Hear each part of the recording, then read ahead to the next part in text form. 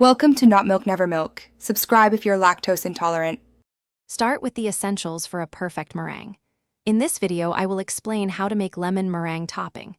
You'll need 3 large egg whites, 1/4 cup of granulated sugar, and a pinch of cream of tartar. Also, have 1/2 teaspoon of vanilla extract on hand. Make sure your equipment is spotless. Even a tiny bit of grease can ruin your meringue. This preparation ensures a stable and fluffy result. Now, let's get those egg whites whipped to perfection. Start on medium speed until they're foamy, then slowly incorporate about 1/4 cup of granulated sugar, 1 tablespoon at a time.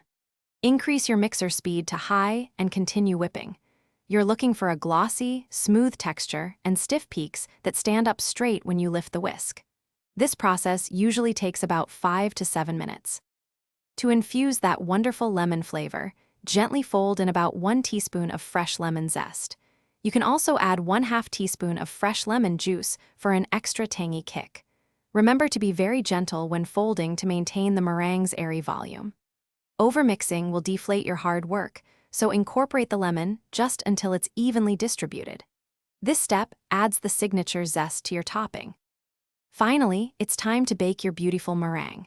Carefully spread the topping over your warm lemon filling, creating lovely swirls or peaks with a spoon. Place it in a preheated oven at 350 degrees Fahrenheit. Bake for about 10 to 15 minutes, or until the meringue turns a gorgeous golden brown. Keep a close eye on it to prevent overbrowning. Let it cool completely before serving for the best texture. Thanks for watching. If this was helpful, leave a like and consider subscribing. See you next time.